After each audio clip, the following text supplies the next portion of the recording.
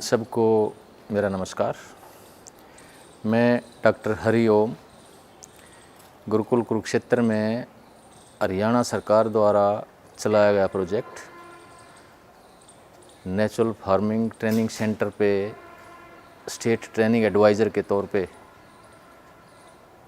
कार्य कर रहा हूँ और यहाँ पर किसानों के साथ साथ वैज्ञानिकों और डिपार्टमेंट के दूसरे ऑफिसर्स को भी ट्रेनिंग दी जाती है। इसके साथ साथ हरियाणा के अतिरिक्त दूसरी स्टेट्स के किसानों, वैज्ञानिकों और ऑफिसर्स को भी यहाँ ट्रेनिंग दी गई है। हम यहाँ गुरुकुल कुरुक्षेत्र में खड़े हैं। इसकी लेबोरेटरी है ये। इसमें गुरुकुल कुरुक्षेत्र के साथ 180 एकड़ का फार्म है। यह पूरा फार्म महामहिम राज्यपाल गुजरात आचार्य देवव्रत जी की प्रेरणा से और उनके मार्गदर्शन से इस पूरे फार्म पर प्राकृतिक खेती की पद्धति अपनाई जाती है। इस फार्म पर 180 एकड़ में कोई भी किसी भी प्रकार का रासायनिक खाद, रासायनिक दवाइयाँ या कोई भी कृत्रिम इनपुट नहीं डाला जाता है। आज हम यहाँ इस लैब में बता रहे हैं कि इसमें एक सबसे महत्वपूर्ण जो इनपुट है, जो बायो फार्मूलेशन है, वो जीवामृत है। क्योंकि प्राकृतिक खेती एक तरह से जीवाणुओं की खेती है। इसमें हमें अलग अलग शस्य क्रियाओं से या अलग अलग तरह की बायो फार्मूलेशंस या इनपुट के प्रयोग से हमें जीवाणु और केंचुओं की संख्या बढ़ानी होती है। और जब हम इसमें कामयाब हो जाते हैं तो खेत का जैविक कार्बन या ह्यूमस कंटेंट भी बढ़ जाता है, उसमें कोई समस्या नहीं रहती है। तो इसमें हम जो जीवाणुओं को बढ़ाने के लिए 3 बायो फार्मूलेशन हैं, 3 इनपुट हैं, जिनमें एक है बीजामृत, जिसको हम सीड ट्रीटमेंट के तौर पर या बीज के उपचार के लिए प्रयोग करते हैं। दूसरा जीवामृत है, जिसको एक लिक्विड फॉर्मूलेशन में हम तैयार करते हैं। तीसरा घन जीवामृत है, जो सॉलिड रूप में एक जीवाणुओं का कल्चर होता है।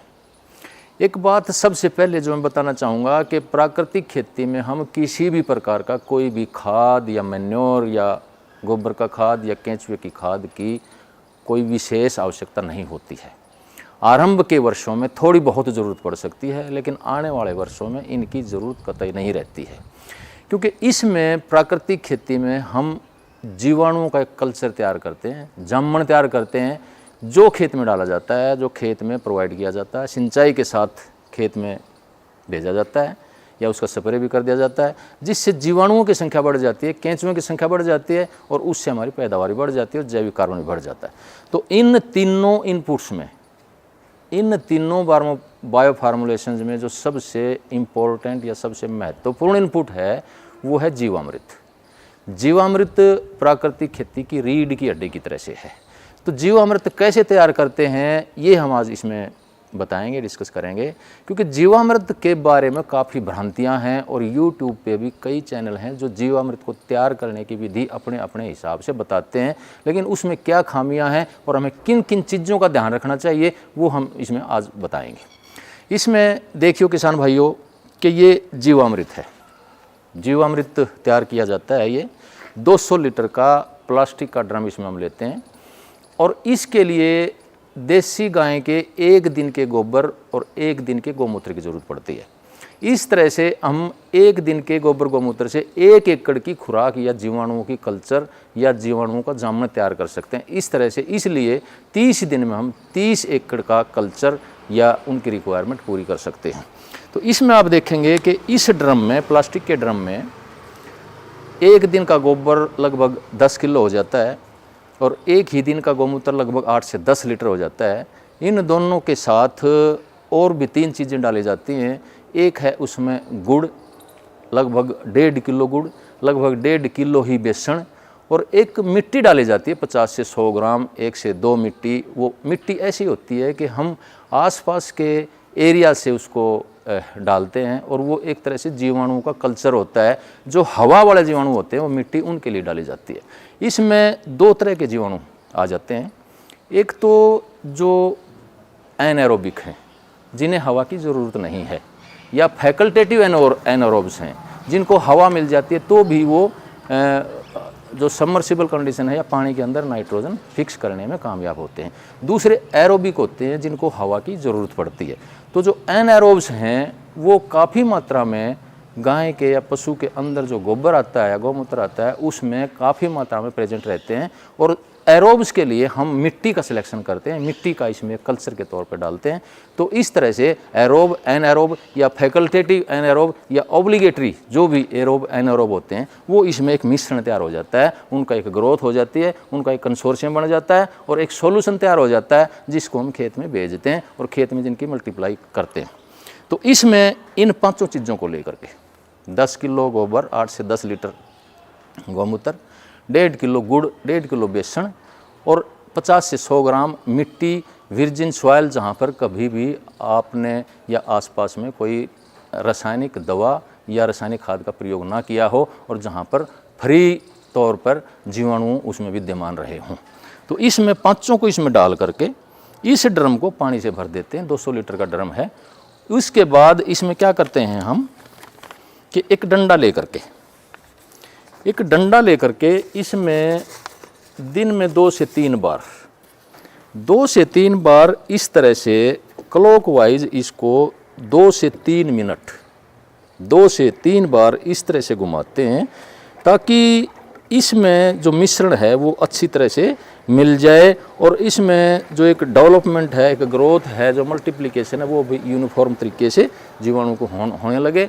तो इसके लिए जैसे हम इस तरह से करके, जैसे मान लो हमने अब 2 से 3 मिनट इसमें ये रॉड से स्टर किया है, तो इसके बाद इसको निकाल के अलग रख के जो गनी बैग है, ये जो बोरी है, इससे ढक देते हैं और इससे ढक करके इसको छाया में रख देते हैं। इसको धूप में नहीं रखना होता है। तो इस तरह से गर्मियों में ये खुराक, 1 एकड़ की खुराक लगभग 3 दिनों में तैयार हो जाती है। सर्दियों में कम तापमान होने के कारण ये लगभग 6 से 7 दिनों में तैयार हो जाती है। अब इसका प्रयोग करने में एक भी चूक हो जाती है कि हमें कितने दिनों तक इसका प्रयोग करना चाहिए। कई किसान इसको काफ़ी दिनों तक, महीनों तक रखे रहते हैं, धीरे धीरे प्रयोग करते हैं। उस तरह ना करें, क्योंकि इस तरह से करने में इसमें जीवाणुओं की संख्या कम हो जाती है, उनका भोजन जो इसमें डाल रहा है वो भी कम हो जाता है। तो इसमें अब कैसे हम खेत में देना होता है या सिंचाई के पानी के साथ देना होता है। लगभग आमतौर पे हर पानी के साथ 1 से 2 ड्रम खेत में इसको अप्लाई करते हैं और खेत के नक्के के ऊपर रख देते हैं या औधी के ऊपर इसको रख देते हैं। तो धीरे धीरे पूरे एकड़ में फैल जाता है, पूरे खेत में चला जाता है। दूसरा तरीका इसका स्प्रे का भी है। महीने में 2 से 3 बार इसको 5% से लेकर 20% तक का हम स्प्रे भी कर सकते हैं। जब पौधा छोटा होता है, उसकी 2-3 पत्तियाँ होती हैं, तो इसका 5% घोल तैयार किया जाता है और जब पौधा बड़ा होता चला जाता है तो 20% तक भी इसका स्प्रे किया जा सकता है। अब इसमें कुछ भ्रांतियाँ हैं, जैसे कई जगह अलग अलग बातें बताई जाती हैं कि एक मैं देख रहा था वीडियो क्लिप, उसमें बताया गया था कि उन्होंने 43 जगह से मिट्टी लाए हैं जीवाणुओं के लिए, जीवाणुओं की मल्टीप्लिकेशन के लिए। तो इसमें इतना उलझने की कतई आपको ज़रूरत नहीं है। आसपास में आपके खेत के आसपास का जो वातावरण है उसके हिसाब से ही आपको मिट्टी लेनी है, क्योंकि आम तौर पे ऐसा हो सकता है कि आपने ऐसी जगह से मिट्टी ली हो। ये 43 जगह कहाँ से लाए हैं, ये कहते हैं कि अलग अलग वनों में गया हूँ मैं, जहाँ पर माइक्रोब्स की, जीवाणु की संख्या अधिक होती है। इसमें हमें आसपास के एरिए से ही आप ज़मीन मिट्टी ले लें, वहाँ बेशक आपकी क्रॉप ना होती हो, घास वेजिटेशन हो या कोई बड़ा पेड़ या जैसे पीपल या बड़ जैसा पेड़ होता है उसके नीचे से उठा सकते हैं, लेकिन उसके नीचे वेजिटेशन ज़रूर होनी चाहिए, क्योंकि हमें वेजिटेशन की ही मिट्टी चाहिए जो इसमें जाकर के आगे मल्टीप्लाई हो। दूसरा एक क्या कहते हैं कई कि इसमें आप दोबारा से महीने में 1 या 2 बार गुड़ या चीनी और बेसन भी डाल सकते हैं। इस तरह से ये 3 से 6 महीने में जाकर के जीवामृत तैयार होता है और इसमें जीवाणु की संख्या मैक्सिमम हो जाती है। इसमें एक सबसे बड़ी समस्या क्या आती है कि इसमें वैज्ञानिक तौर पे हमने जो स्टडीज़ की हैं उसमें पाया गया है कि आप जितनी ज़्यादा टाइम तक इसको रखेंगे, उसमें एरोब्स की जो जीवाणु हवा लेकर के जीवित रहते हैं उनकी संख्या कम होती चली जाती है। तो जिसकी वजह से वो मरते चले जाते हैं और एनारोब हैं वो बढ़ते चले जाते हैं। लेकिन हमें एक ये मिश्रण के तौर पे रखना है जिसमें सभी तरह के जीवाणु हों, और जब हम शुरू में इसको तैयार करते हैं तो लगभग जो 10 दिन तक या 15 दिन तक सर्दियों में और 10 दिन तक इसको अप्लाई कर देते हैं, हफ्ता लगभग गर्मी में 7 से 8 दिन तक तैयार होने के बाद, और सर्दियों में 14 से 15 दिन तक इसको तैयार होने के बाद खेत में अप्लाई कर सकते हैं। उसके बाद इनकी जीवाणुओं की मात्रा कम होने लग जाती है और एरोब्स भी इसमें लुप्त होने लग जाते हैं। दूसरा इसका क्या डिसएडवांटेज है? दूसरा ये है कि मान लो आप इसको लंबे समय तक तैयार करते हैं तो उसमें क्या होता है कि शुरू में जितनी भी प्रजातियाँ हैं, इसमें जितने भी हवा वाले जीवाणु हैं या बिना हवा वाले जीवाणु हैं, वो सारे मल्टीप्लाई करना शुरू हो जाते हैं और धीरे धीरे उनकी संख्या बढ़ती चली जाती है। लेकिन अगर लंबे समय तक इसको हम महीनों तक रखेंगे, महीनों तक इसमें गुड़ बेसन या जैसे चीनी या बेसन मिलाते रहेंगे तो लंबे समय तक ये हो सकता है इसमें, क्योंकि इसमें कुछ समय के बाद कुछ प्रजातियाँ डोमिनेट करने लग जाती हैं, कुछ प्रजातियाँ लुप्त होने लग जाती हैं। तो अगर आप इसको लंबे समय तक रखेंगे तो इसमें जीवाणु की प्रजातियाँ हैं वो कम रह जाती हैं, जिसकी वजह से इनका आगे जाके फील्ड में असर भी कम हो जाता है। एक ये भी कहा जाता है कि इसको एक बार तैयार करने के बाद इसमें से हर बार गोबर और गौमूत्र की ज़रूरत ना पड़े। इसमें से आप 2 लीटर 3 लीटर लें और दूसरी जगह दूर जा कर के उसी को गोबर गौमूत्र की बजाय उसी सॉल्यूशन को उसमें जाकर डाल दें, क्योंकि जीवाणुओं का ही सॉल्यूशन है। ये जीवाणुओं का सॉल्यूशन है, ये बात सही है। लेकिन इसमें क्या होता है कि जो हम ताज़ा तैयार करते हैं और जितना लंबे टाइम तक इसको हम प्रयोग करते हैं तो उसमें पैथोजन की एंटर होने की संभावना बढ़ जाती है। और इसमें जो जैसे ताज़ा हम तैयार करते हैं, गोबर और गौमूत्र इसमें डालते हैं, तो उससे ये जो गोबर की क्वालिटी है या गोबर जो गौमूत्र की क्वालिटी है वो एक तरह से एंटी बैक्टीरियल होती है, एंटी फंगल होती है, एंटीऑक्सीडेंट होती है और ये खुराक भी देती है। तो इस तरह से हम ताज़ा इसको तैयार करेंगे तो उसका फ़ायदा ज़्यादा मिलेगा बनस्पत इसके कि हम इसमें से सोल्यूशन ले जाएँ, 2 लीटर 4 लीटर ले जाएँ और दूर जाकर इसी से हम आगे जीवामृत घन जीवामृत तैयार करें। एक और करते हैं कई किसान कि इसमें ही वो नीम या लस्सी वगैरह मिला देते हैं। तो किसान भाइयों इसमें कोई भी चीज़ ना मिलाएं। नीम अगर इसमें मिलाएंगे, लस्सी इसमें मिलाएंगे, खट्टी लस्सी, तो इसमें हो सकता है, और ये हमारी स्टडी में भी आया है, कि जीवाणुओं की मात्रा कम हो जाती है। तो इसके लिए आप अलग से ये जीवाणुओं को बढ़ाने के लिए एक बायो फार्मूलेशन है, एक बायो एनहांसर है, इसलिए इसमें कोई भी दूसरी चीज़ ना मिलाएं और समय रहते इसको तैयार करके समय रहते खेत में प्रयोग करें। उसके बाद अगर लेट होंगे तो इसमें जीवाणु की संख्या घटती चली जाएगी और उनका इसी हिसाब से फिर लाभ भी कम होता चला जाएगा। नमस्कार।